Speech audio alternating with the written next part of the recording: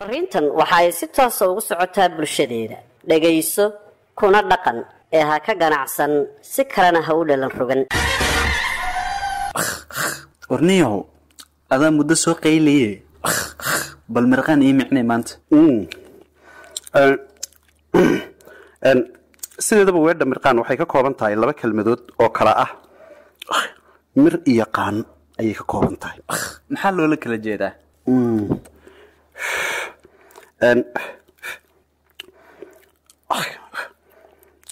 mir markaad maqasho waa soo jeed hadda sidaan nahay camal meeqa amiruna mataqaanaadi mirasho waay habeenka dhan xarfaanka waa wanagana iska qiilayno markaan qiilno soo jeedka subaxii soo diinsanayno waan ku qaamoobaynaa markaa qaanti waxa waaye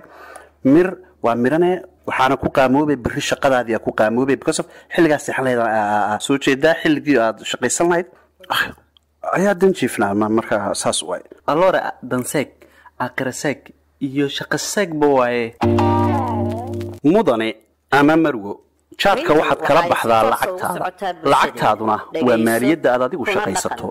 jaadkuna xilligii aad u seexan lahayd shaqadaada ayuu kaa soo jeediyaa xilligii aad u soo jeedi lahaydna wuu kaa seexiyaa isla markaasna wuxuu kaa rabaa lacag kale oo aad ku iibsato fadlan waxaad ka maaranto ha u dayicin waqtigaaga waana farriintii bulsho ee kushitig media messages KMM farriintan waxay